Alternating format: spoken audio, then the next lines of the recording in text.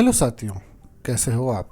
आज हम Albert Camus की आइकॉनिक नॉवेल द स्ट्रेंजर, जो एक फिलोसॉफिकल मास्टरपीस है एंड जो अब्सर्डिज्म और एग्जिस्टेंशियलिज्म के कॉन्सेप्ट्स को एक्सप्लोर करता है, उसकी कहानी जानेंगे। मैंने एल्बर्ट कामू के बारे में अब्सर्डिज्म वाले वीडियो में डिस्कस किया था, तो आप वो वाला वीडियो भी बाद में देख सकते हैं। इसका लिंक डिस्क्रिप्शन में दे दूंगा। तो ये बुक एल्बर्ट कामू ने 1942 में पब्लिश की थी। बेसिकली फ्रेंच में इस बुक का नाम है लिट्रेंजर, जिसका इंग्लिश में अर्थ है स्ट्रेंजर या आउटसाइडर या फॉरेनर। इसलिए अगर आप यूएसए में देखो तो इसे स्ट्रेंजर कहते हैं एंड यूके यूरोप में आउटसाइडर। अब स्टोरी पर आते हैं। ये स्टोरी मर्सॉ नामक एक इंसान के आसपास घूमती है जो दुनिया और सोसाइटी के ट्रेडिशनल वैल्यूज को क्वेश्चन करता है। उसका कैजुअल एटीट्यूड और सोसाइटी के रूल्स के अगेंस्ट उसका बर्ताव इस नोवेल की बुनियाद है। ये एक एक्सिस्टेंशियलिज्म के ऊपर का वर्क भी माना जाता है, क्योंकि ये लाइफ के मीनिंग, फ्रीडम और डेथ पर चर्चा करता है। तो शुरू करते हैं। पार्ट 1, मर्सॉ की ज़िंदगी और अब्सर्डिटी। स्टोरी अल्जीर्स, नॉर्थ अफ्रीका में सेटअप है। मर्सॉ एक सिंपल इंसान है। उसे टेलीग्राम मिलता है जो बताता है कि उसकी माँ अब इस दुनिया में नहीं रही। ये टेलीग्राम पढ़ के वो बस कैजुअली रिएक्ट करता है, ना सुख ना दुख। खुद से कहता है टेलीग्राम आज आया है, शायद माँ का डेथ आज हुआ है या कल, पता नहीं। फ्यूनरल या अंतिम संस्कार के टाइम भी वो टिपिकल ग्रीफ या दुख दिखाता नहीं है। ये सोसाइटी के लिए शॉक की बात है, क्योंकि एक बेटा अपनी माँ के डेथ पे इतना नॉर्मल कैसे हो सकता है। ये सीन अब्सर्डिज्म का पहला एग्जाम्पल है, जहाँ लाइफ के ट्रेडिशनल एक्सपेक्टेशंस और मर्सॉ का पर्सनल रियलिटी क्लैश करता है। फ्यूनरल के बाद मर्सॉ अपने नॉर्मल लाइफ में वापस चला जाता है। वो मेरी नाम के एक लड़की के साथ रिलेशनशिप में आता है, लेकिन उसके लिए वो सिर्फ फिजिकल और कैजुअल रिलेशनशिप है। जब मेरी उससे शादी के बारे में पूछती है, वो कैजुअली कहता है कि उसके लिए ये मैटर नहीं करता। वो कहता है कि शादी करो या ना करो, मेरे लिए सब बराबर है। तुम्हें चाहिए तो कर लेते हैं, मुझे कोई प्रॉब्लम नहीं है। ये सीन मर्सॉ के व्यू को दिखाता है कि दुनिया मीनिंगलेस है और इमोशनल अटैचमेंट्स एक मोहमाया है।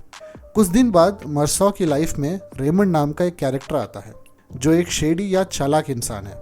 सिर्फ 2-3 मुलाकात में मर्सॉ रेमंड को दोस्त मानने लगता है, बिना उसकी आदत और व्यवहार जज किए।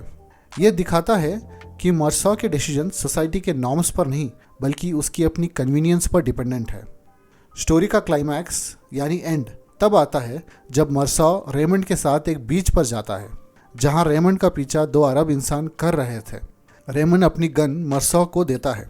एक तरफ गर्मी और एक तरफ गर्म माहौल। सिचुएशंस कुछ ऐसे हो जाते हैं कि मर्सॉ के हाथ से उस अरब इंसान पर गोली चल जाती है। यहाँ अगेन उसके एक्शंस रेशनल या सेंसिबल नहीं होते। वो बस ये कहता है कि धूप बहुत ज़्यादा थी, इसलिए गोली चल गई। सूरज यहाँ एक मेटाफर है। वो ऐसे फोर्सेस को दिखाता है जो इंसान के कंट्रोल से बाहर है। पार्ट 2, कोर्ट के चक्कर और एग्जिस्टेंशियलिज्म। मर्सॉ का ट्रायल एक थिएटर जैसा लगता है। सोसाइटी उसके इंडिफरेंट या कैजुअल बिहेवियर को उसकी मोरालिटी जज करने के लिए यूज़ करती है। कोर्ट उसके कैरेक्टर पर फोकस करता है, ना कि उसके क्राइम पर। उसका अपनी माँ के अंतिम संस्कार के टाइम का एटीट्यूड उसके मर्डर ट्रायल के सेंटर में आ जाता है। ये अब्सर्डिज्म का दूसरा बड़ा एग्जाम्पल है कि कैसे सोसाइटी उन चीज़ों को बेमतलब इंपॉर्टेंस देती है जिनका कोई मतलब ही नहीं है। कोर्ट की नज़र में मर्सॉ का सबसे बड़ा गुनाह उसका इंडिफरेंट या इमोशनल लेस होना है। उन्हें लगता है कि वो एक मॉन्स्टर है, क्योंकि वो अपनी माँ की डेथ के टाइम नहीं रोया। ट्रायल के एंड में मर्सॉ को मौत की सज़ा मिल जाती है। ये वाला पार्ट एग्जिस्टेंशियलिस्ट फिलॉसफी को हाईलाइट करता है। मर्सॉ अपने एक्शंस की रिस्पॉन्सिबिलिटी लेता है। उसका कहना है कि इंसान अपने डिसीजंस का मालिक खुद होता है और ज़िंदगी जीने का वैसा भी कोई मतलब नहीं। जेल में मर्सॉ अपनी लाइफ और डेथ के बारे में डीपली सोचता है। पहले वो अपने मौत की सज़ा के खिलाफ फाइट करता है, लेकिन धीरे धीरे वो अब्सर्डिटी एक्सेप्ट करता है। उसे समझ आता है कि दुनिया में कोई इनहेरेंट मीनिंग नहीं है, और जैसे ही उसने ये सब एक्सेप्ट किया, वो खुद को आज़ाद महसूस करने लगता है। वो कंक्लूड करता है कि इंसान का असली पर्पस लाइफ के अब्सर्डिटी को एक्सेप्ट करना है और अपने हिसाब से जीना है। नोवेल के एंड में जब वो अपने एग्जीक्यूशन का इंतज़ार कर रहा होता है, वो फाइनली शांति महसूस करता है।